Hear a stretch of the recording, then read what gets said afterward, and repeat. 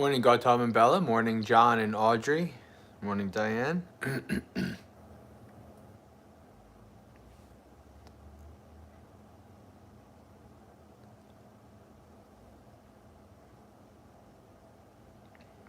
We'll give it another minute and then we'll get started.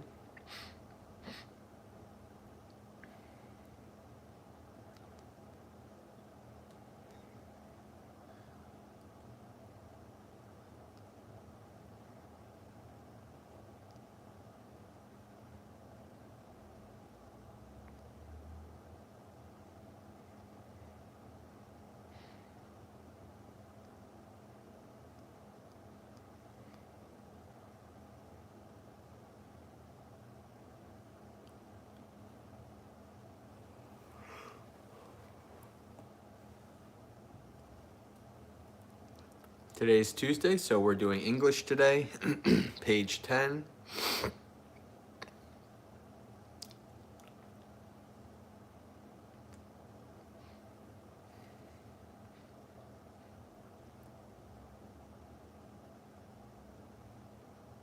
Homage to the Sublime One, the Worthy One, the Fully Enlightened One. Homage to the Sublime One, the Worthy One, the Fully Enlightened One. Homage to the Sublime One, the Worthy One, the Fully Enlightened One.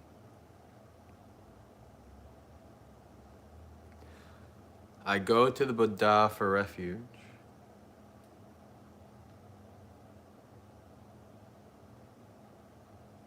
I go to the Dhamma for refuge.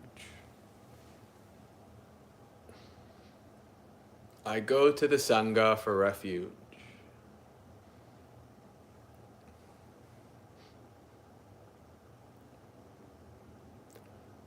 A second time I go to the Buddha for refuge.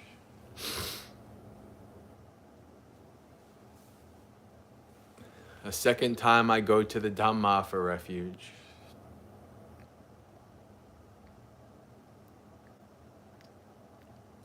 A second time I go to the Sangha for refuge.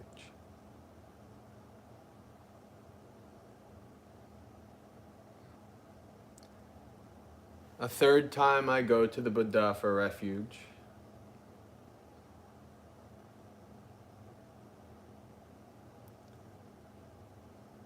A third time I go to the Dhamma for refuge.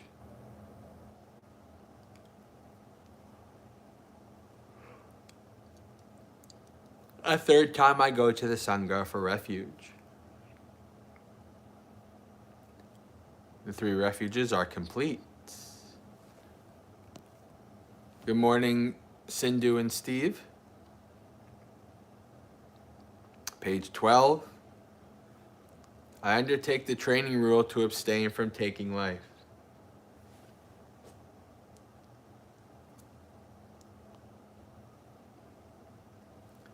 I undertake the training rule to abstain from taking what is not given.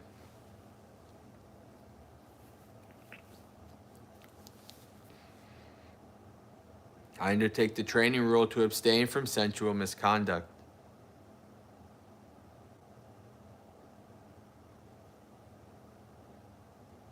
I undertake the training rule to abstain from false speech.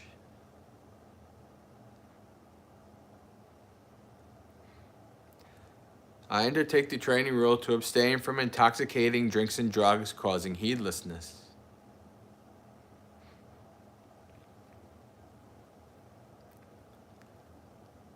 Having well undertaken and kept the 5 precepts together with the 3 refuges, one should strive on with diligence. With morality, good rebirth is gained. With morality, wealth is achieved. With morality, perfect peace is attained. Therefore, morality should be purified.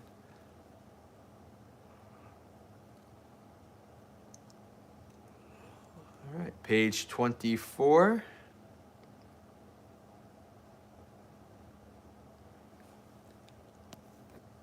Homage to the Sublime One, the Worthy One, the Fully Enlightened One. Homage to the Sublime One, the Worthy One, the Fully Enlightened One. Homage to the Sublime One, the Worthy One, the Fully Enlightened One. Such indeed is the Sublime One, worthy, perfectly enlightened, perfect in true knowledge and conduct, well gone, knower of the worlds, supreme trainer of persons to be tamed, teacher of gods and humans, enlightened and exalted. Well expounded is the Dhamma by the Sublime One, directly visible, unaffected by time, calling one to come and see, leading onwards to be realized by the wise. The order of the Sublime One's disciples is practicing well. The order of the Sublime One's disciples is of upright conduct. The order of the Sublime One's disciples is practicing correctly, or is entered the right path. The order of the Sublime One's disciples is practicing correctly. That is, the 4 pairs of persons, the 8 kinds of individuals. This order of the Sublime One's disciples is worthy of offerings and hospitality, worthy of gifts and salutation, supreme field of merit for the world. The Buddha, well purified with ocean-like compassion, possessed of the eye of knowledge, completely purified, destroyer of the evils and corruption of the world. I revere that Buddha with devotion. Homage to you, so nobly bred. Homage to you amongst men supreme. Peerless are you in all the world. May all homage be given to you.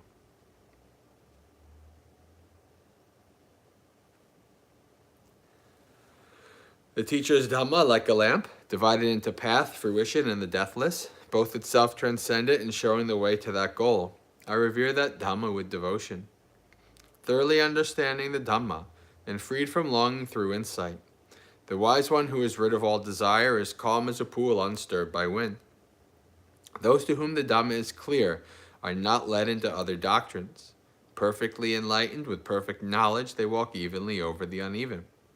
Of all the medicines in the world, manifold and various, there is none like the medicine of Dhamma. Therefore, O monks, drink of this. Having drunk this Dhamma medicine, you will be ageless and beyond death. Having developed and seen the truth, you will be quenched, free from craving.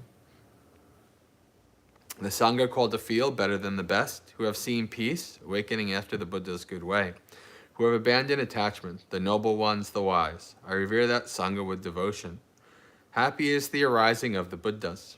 Happy is the teaching of the true Dhamma. Happy is the unity of the Sangha. Happy is the discipline of the united ones. They go to many a refuge, those who have been struck by fear. They go to mountains and forests, to parks and trees and shrines. But none of these is a secure refuge. None is the refuge supreme. Not by relying on such a refuge can one be freed from all suffering. But one who has gone for refuge to the Buddha, Dhamma, and Sangha sees with perfect wisdom the 4 noble truths. Suffering, the arising of suffering, the transcending of suffering, and the Noble Eightfold Path that leads to suffering's final end. This is the refuge that is secure. This is the refuge that is supreme. By relying on such a refuge as this, one is released from all suffering. By this practice of Dhamma in accord with the Dhamma, I respect the Buddha. By this practice of Dhamma in accord with the Dhamma, I respect the Dhamma. By this practice of Dhamma in accord with the Dhamma, I respect the Sangha.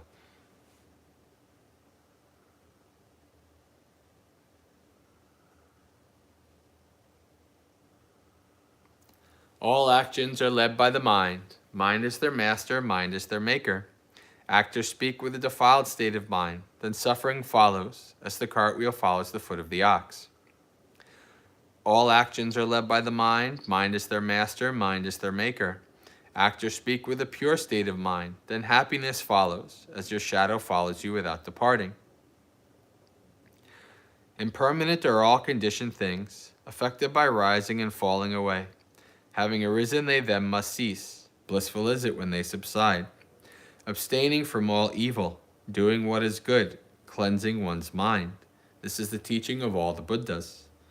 Patience is the highest practice. Nibbana is supreme, say the Buddhas. A mendicant does not harm others. A recluse oppresses no one. Not insulting, not harming, restrained according to the moral code, moderating in food, dwelling in solitude, engaging in higher mental development. This is the teaching of all the Buddhas.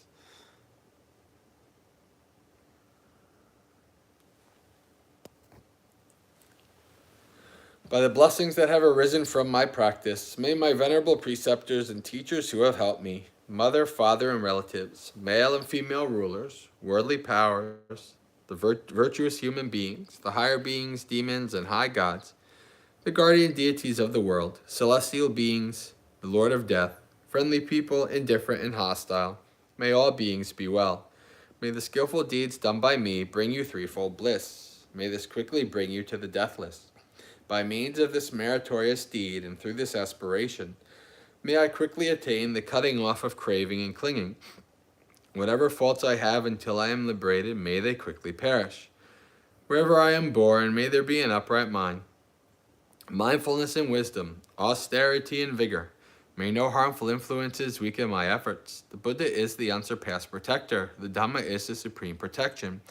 Peerless is the silent Buddha. The Sangha is my true refuge. By the power of these exalted ones, may I rise above all defilements. By means of this meritorious deed, may I never join with the foolish. May I join always with the wise until the time I attain Nibbana. May the suffering be free from suffering.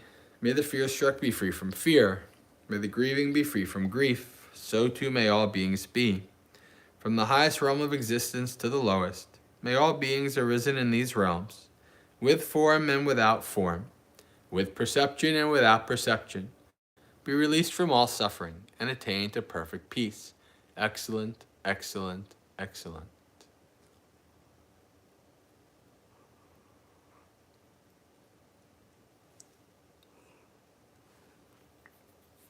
Continuing on with our secondary chanting,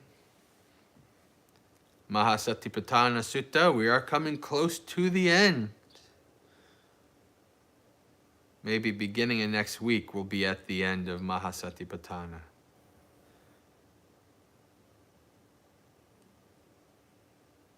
There is a reason why it is called Maha, large, great. All right, so where was I? Where did we end up here?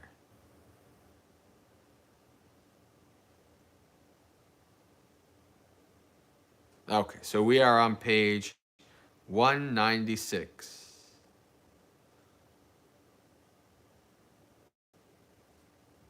Or 195.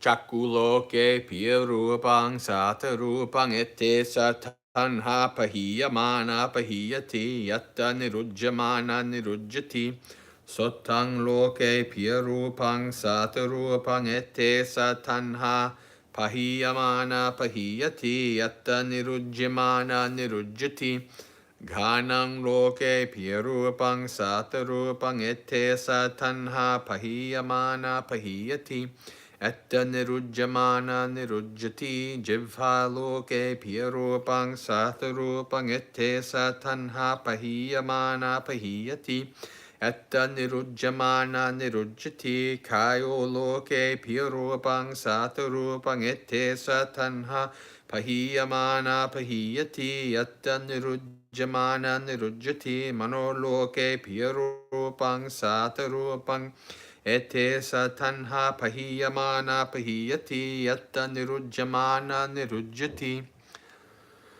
rupa loke piyarupang satarupang ete satanha pahiyamana pahiyati yatta nirujyamana nirujyati saddha loke piyarupang satarupang ete satanha pahiyamana pahiyati etta nirujyamana nirujyati gandha loke piyarupang satarupang ete satanha pahiyamana pahiyati etta nirujyamana nirujyati rasa loke piyarupang satarupang ete satanha pahiyamana pahiyati etta nirujyamana nirujyati pottabba loke piyarupang satarupang ete satanha pahiyamana pahiyati etta nirujyamana nirujyati dhamma loke piyarupang satarupang ete satanha pahiyamana pahiyati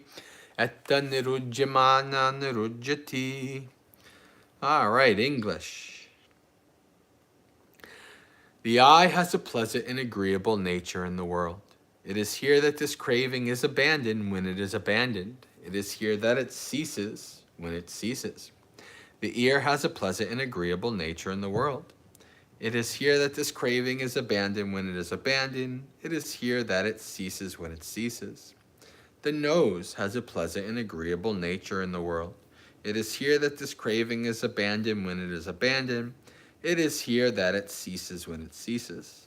The tongue has a pleasant and agreeable nature in the world. It is here that this craving is abandoned when it is abandoned. It is here that it ceases when it ceases. The body has a pleasant and agreeable nature in the world. It is here that this craving is abandoned when it is abandoned. It is here that it ceases when it ceases. The mind has a pleasant and agreeable nature in the world. It is here that this craving is abandoned when it is abandoned. It is here that it ceases when it ceases. So we just did the internal sense bases and now the external sense bases, the same thing. Forms have a pleasant and agreeable nature in the world. It is here that this craving is abandoned when it is abandoned. It is here that it ceases when it ceases. Sounds have a pleasant and agreeable nature in the world. It is here that this craving is abandoned when it is abandoned. It is here that it ceases when it ceases. Odors have a pleasant and agreeable nature in the world. It is here that this craving is abandoned when it is abandoned. It is here that it ceases when it ceases. Tastes have a pleasant and agreeable nature in the world. It is here that this craving is abandoned when it is abandoned. It is here that it ceases when it ceases. Tactile objects have a pleasant and agreeable nature in the world. It is here that this craving is abandoned when it is abandoned. It is here that it ceases when it ceases. Mental phenomena have a pleasant and agreeable nature in the world. It is here that this craving is abandoned when it is abandoned. It is here that it ceases when it ceases.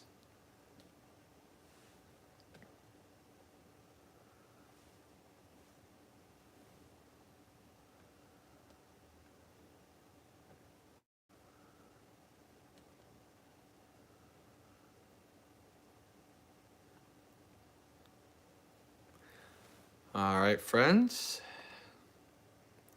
Let us do our thought of the day. Continuing through Adio et Tangiko Maggo.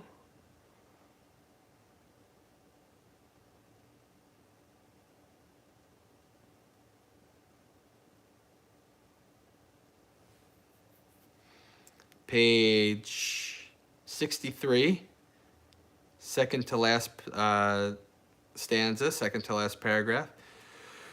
Pitya cha viraga upekka kochi cha viharati satto cha sampajano sukkang cha kayena patisang vedeti yantang arya akchakanti upekka ko satima sukha viharati tatiyang tatiyajhanang upasampajja viharati. With the fading away of rapture, one dwells in equanimity, mindful and discerning, and one experiences in one's own person the bliss of which the noble ones say, happily lives one who is equanimous and mindful. Thus one enters and dwells in the third jhana.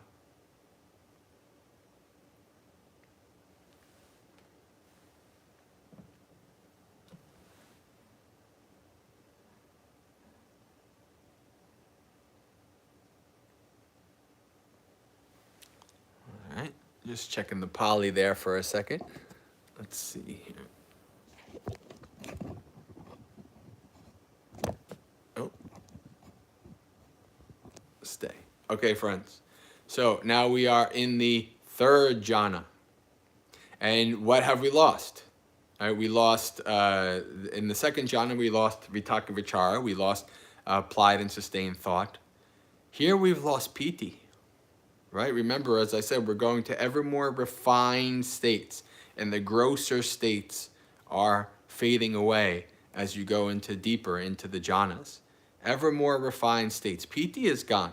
Sukha is still there, but it's a different kind of sukha.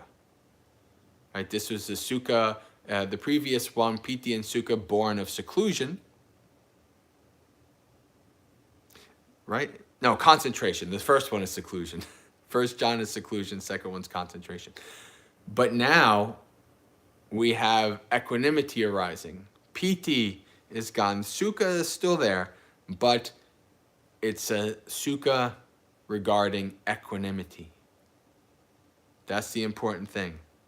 Right? Happily one lives who is equanimous and mindful, experiences the bliss which the noble ones say. So the mind is becoming more free of likes and dislikes and pleasure and pain and all these things. More free, not free just yet, but more and more subtle, calm, tranquil, refined equanimity. Equanimity here is the mind is not fluttering between likes and dislikes. Right? That's what equanimity is. It's a mind that's a calm, like a calm pool of water, not agitated by the winds and animals and people and things like that. So this is the third jhana starts to become, maybe it's not fully equanimous, that might break for the fourth jhana, but it starts to become an equanimous, peaceful and content experience. And so we can reflect on this. These are the stages of the mind going deeper into tranquility, the mind going deeper into the subtle and abandoning the gross. A more refined mind each time as we go deeper into samma samadhi, right jhana, right stillness, right concentration, right, what was the other translation I saw last night? I don't remember, but it's translated in various different ways. But with that, friends, I wish you a very spiritually successful and peaceful day. Sukhi Hotu, may you be happy. Practice well and be well. I'll see you tomorrow.